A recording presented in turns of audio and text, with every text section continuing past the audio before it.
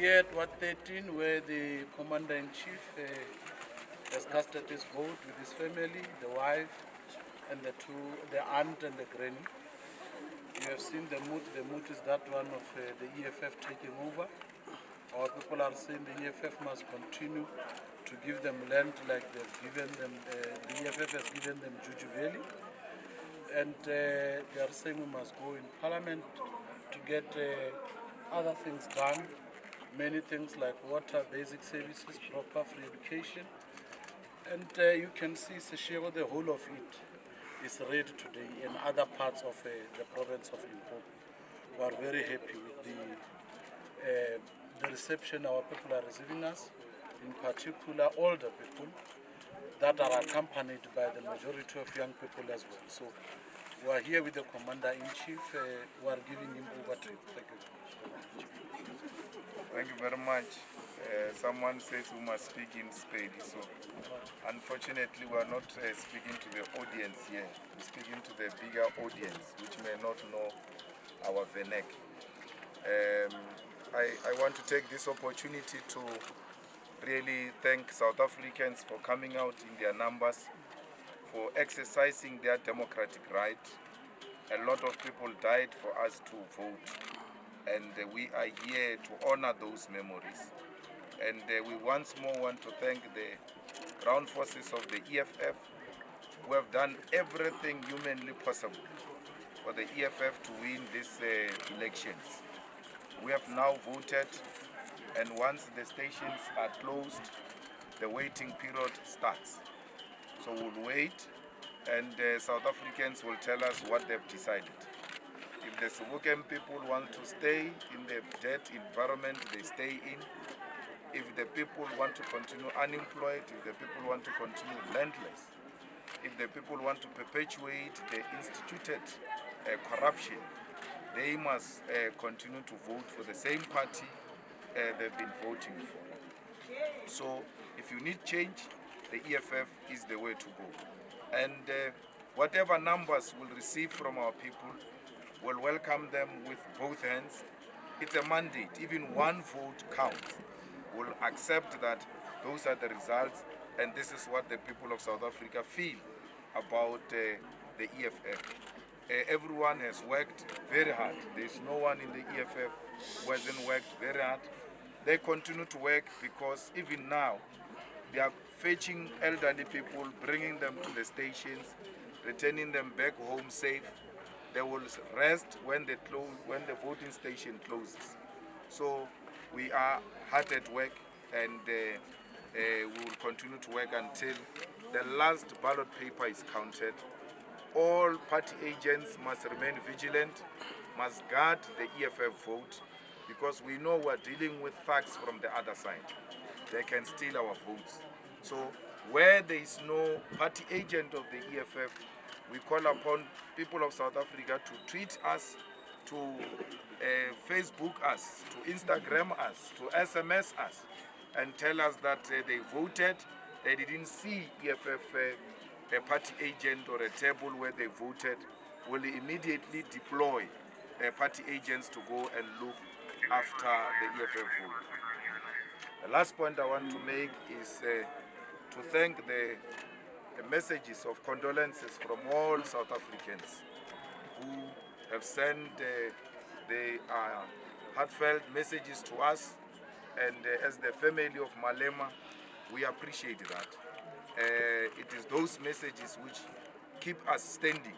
It is those messages that made us to wake up and come here to come and vote and make our grandmother proud.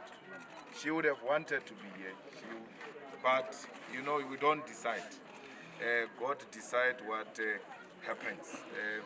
It is always very exciting for me to be accompanied by my grandmother when conducting important things, and voting as one of those important things will ordinarily be together when we come to vote. Even when I spoke to her on Saturday, I said to her, I will see you on Wednesday when I take you to the voting station. And she kept on telling everyone that Julius is coming to fetch me on Wednesday to go and vote. I know she's here in spirit. I might have lost a grandmother, but I've earned an angel that gives me guidance all the time. I'm very proud of the contribution my grandmother made, not only in my upbringing, but in the entire family and my community.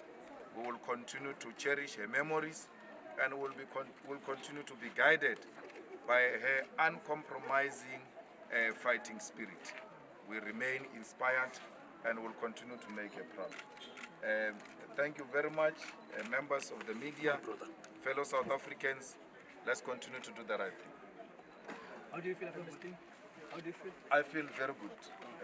I feel very proud of myself that I'm not like the rest who take for granted this voting. It is very important, and I'm happy that I can exercise this right. Many generations before me were denied this opportunity, and I'm very fortunate to be part of a generation that is benefiting from exercising our constitutional democratic right. I voted for EFF. It's not a secret. I voted for EFF. Just two things, yes. What does the EFF think may be strongholds in the country?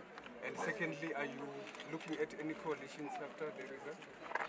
We are looking for a decisive majority. We want to govern South Africa without coalitions, because coalitions forces us to choose between devils. You look at which one is a better devil. You are caught between a rock and a hard place, and whatever decision you make, it will not satisfy everyone. If South Africans want the EFF to lead, they must give it a decisive majority. Do you have any concerns as far as IEC processes are concerned? I know there were reports yesterday with regards to people saying that some ballot papers were not stamped at the back. Did you find yourself in there looking at the back of the ballot papers just to see that they are stamped or not? I saw them as stamping. I didn't have to check it. They stamp it when you are there, which is the right thing. There was some IEC staff member who said to my wife, she must take out a nail so that they put a mark. And I found that bizarre, because I said to her, where is that written in the rules? that women who've got long nails can't vote. We cannot have such a patriarchal arrangement happening inside the voting station. And the electoral officer came and said, there is no such a thing. She can vote with her nail. But the person who puts a mark on people, she's got a scissor there. And then she gives people scissors to take their nails out. So I'm not sure how many people's nails were taken out. It must never be costly for people to vote. Because to put nails is money. And for someone to give you a scissor to take out the nail, are they going to pay for it? So it can't be. When we ask for a rule, then only then they say, no, no, we can put the mark. We don't run elections through a common sense. You ought to know the rules by heart. Because when you are challenged, you can't produce anything. It's clear that you are using your emotions, your feelings, to decide what needs to happen. The next thing they are going to say, women must take out whips because they want to see if it's really them on the ID and all such nonsensical things. It starts small like that. Before you know it, it's something that is institutionalized. It must be challenged even now. But the process was smooth and quicker. And I'm happy that the IC seems to be organized, especially here at Mponayana. I've not been to other stations. Okay? Thank you. Thank you very much. Thank you. I'm going to the EFF. Go to the table, then